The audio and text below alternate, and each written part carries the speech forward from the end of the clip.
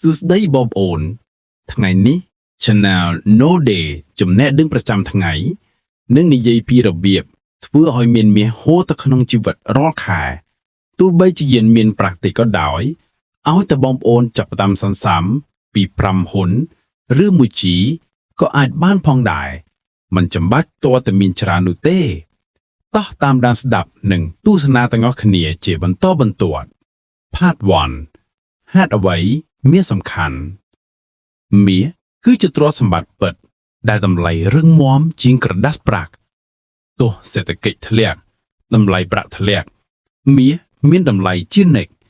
ហើយសម្រាប់បងប្អូនដែលចង់កសាងអនាគតមាសអាចជាទ្រព្យសម្បត្តិយូរអង្វែងល្អជាងគេមួយ Part 2 ចាប់ផ្ដើមតិចក៏បានមនុស្សជាច្រើនគិតថាត្រូវការលុយច្រើនទើបទិញមាសបានតែជាក់ស្ដែងអ្នកអាចចាប់ផ្ដើមពី5ហ៊ុនឬ1ជីបន្តិចរាល់ខែសំខាន់គឺ consistency មិនមែនចំនួនមាស consistency មានន័យថាទិញបន្តបន្ទាប់គ្នាអដាច់ទោះបីចំនួនតិចក៏ដោយហាងមាសសប្តាហ៍ថ្ងៃគេមានលក់មាសសមមិនអស់ឈ្នួល Part 3 Step by Step Step 1កំណត់បាត់ចិត្តឬខ្ទង់ថវិកាឧទាហរណ៍ 20,000 រៀល 50,000 រៀល ឬ 100 រៀល Step 2រកកម្លែងទិញដែលជឿជាក់បានក្រុមហ៊ុន Gold Saving ហាងមាសឬ Bank Gold Account គួររកហាងទិញដែលទុកចិត្តបានពីហាងឬក្រុមហ៊ុននេះបង្ការហាងឬក្រុមហ៊ុនមានបញ្ហានៅថ្ងៃក្រោយ Step 3រក្សាវិន័យទិញរាល់ខែកុំអង្គុយចាំតម្លៃឲ្យតម្លៃឡើងឬធ្លាក់គ្រាន់តែទិញ Step 4 Buy and hold ទិញហើយកាន់កុំលក់ដាក់ទុកយូរនោះទើបមានអត្ថប្រយោជន៍ Part 5ប្រសិនបើអត់លុយច្រើនកាត់ចំណាយតិចកាហ្វេ2ដងក្នុងមួយសប្តាហ៍ស្មើមាសមួយខែឬរកចំលោះបន្ថែម online affiliate TikTok shop freelance ប្រាក់តិចคล้ายជាមាស Part 6វាត្រូវការពេលមាសជាប្រភេទវិនិយោគរយៈពេល5ឆ្នាំមានខ្លះ10ឆ្នាំคล้ายជាទ្រព្យ5ហ៊ុនរាល់ខែស្មើ1ឆ្នាំបាន60ហ៊ុន3ឆ្នាំប្រហែល18ជី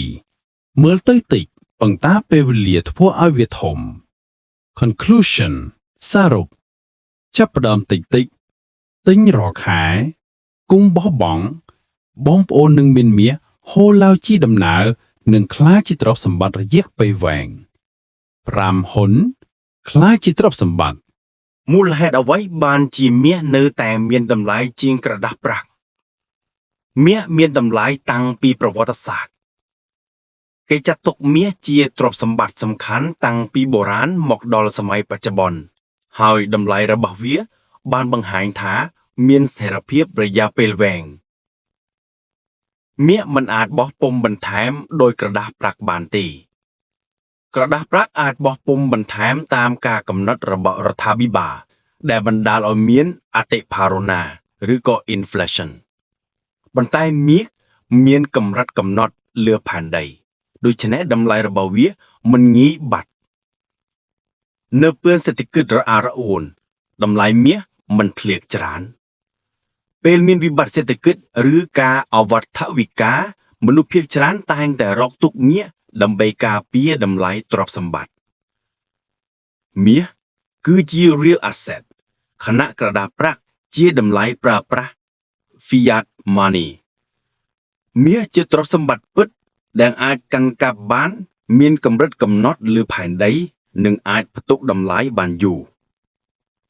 ចំណែកក្រដាសប្រាក់គឺជាទ្រព្យសម្បត្តិប្រភេទ fiat ដែលអស់តម្លៃបានពេលមានអតិផរណាឬការបោះពុម្ពបន្ថែមតើគួរតែទិញមាសឲ្យបានច្រើនមិនចាំបាច់ច្រើន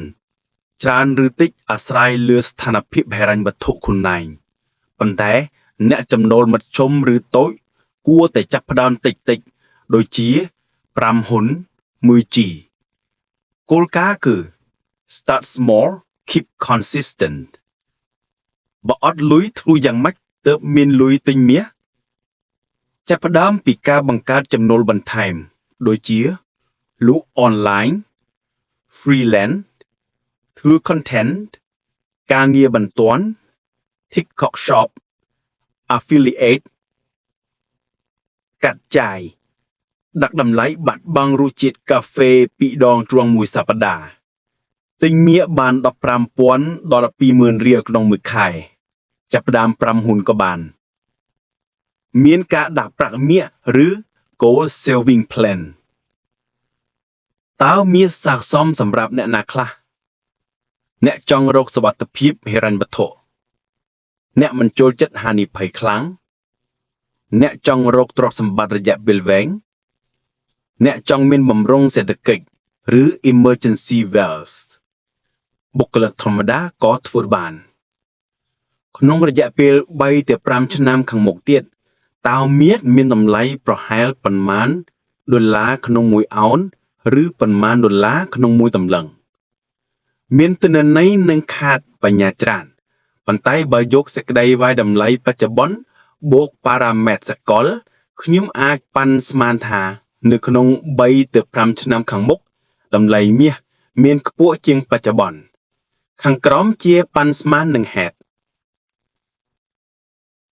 តម្លៃបច្ចុប្បន្នតម្លៃស្ពតតាមបណ្ដាញទ្រព្យសម្បត្តិបច្ចុប្បន្នថា approximately 4,226 ដល់ 4,226 US ដុល្លារសម្រាប់1 troy ounce ប្រភព JM Bullion Gold ត្រូវគេចាត់ទុកថាជា safe haven asset ពិសេសនៅពេលមានហានិភ័យអន្តរជាតិកើនឡើងការរីកចម្រើនសេដ្ឋកិច្ចមានភាពគាំងឬធ្លៀងចុះឬតម្លៃប្រាក់ដុល្លាររងការប្រែប្រួលហេតុផលទាំងនេះក្លាយជាកត្តាសំខាន់ដែលអាចធ្វើឲ្យតម្លៃមាសបន្តកើនឡើងក្នុងរយៈពេលវែងយោងតាម Investopedia បានស្មានទស្សនវិស័យ3ដល់5ឆ្នាំខាងមុខបើសិនស្ថានភាពសេដ្ឋកិច្ចមូលដ្ឋានគោលនយោបាយរូបិយវត្ថុ monetary policy និងអត្រាប្រាក់ interest rates inflation និង dollar exchange rate បន្តទៅក្នុងលំដាប់ដែលគាំទ្រក្នុងការកើនតម្លៃមាសនោះមានឱកាសខ្ពស់ថាតម្លៃមាសអាចកើនឡើងបានប្រហែល30ដល់ 70% ក្នុងរយៈពេល5ឆ្នាំខាងមុខប្រមាណឬទស្សន៍ទាយមិនត្រូវ 100% ទេសូមចាំផង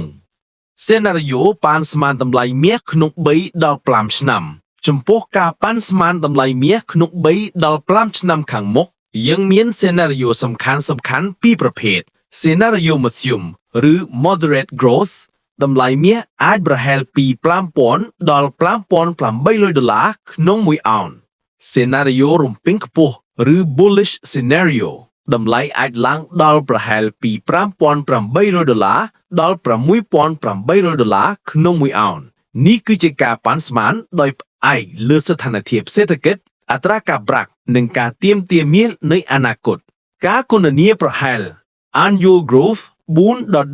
10% ចាប់ពី 2,422 ដុល្លារក្នុង1អោន3ឆ្នាំក្រោយអាច 2,450 ដុល្លារដល់ 2,600 ដុល្លារ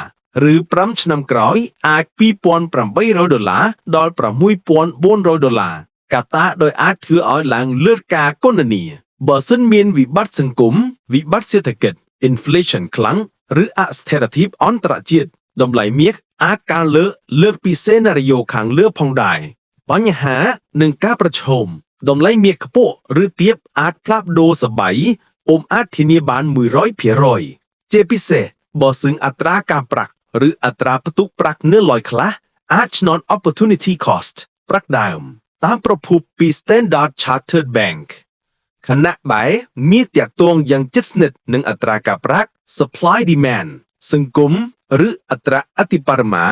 និង demand ពីធនាគារកណ្ដាល Central Bank តាមប្រភពពី Investopedia សម្រាប់អ្នកចង់ទិញនិងរកទ្រព្យសម្បត្តិបើចង់តតាំងមាសអាចជាជម្រើសល្អបើអ្នកមានសមត្ថភាពដាក់ធ្វើជាវិនិយោគរយៈពេលយូរ3ដល់5ឆ្នាំឬច្រើនជាងនេះ បើអ្នកចង់ទិញវិញដោយលុយតូចៗរាល់ខែចំពោះចំណូលបន្ថែមអាចទុកជា long term savings និង insurance hedge បើមានភាពអចិន្ត្រៃយ៍ជាដូចជាដុល្លារចុះ inflation ឬ geopolitical risk អ្នកអាចជាស្បៀងសុវត្ថិភាពសូមបងប្អូនទាំងអស់គ្នាដែលបានទស្សនាឬស្ដាប់វីដេអូនេះកុំភ្លេចចុច subscribe ឬជាវ channel No Day ចំណេះដឹងប្រចាំថ្ងៃនេះផងសូមអរគុណ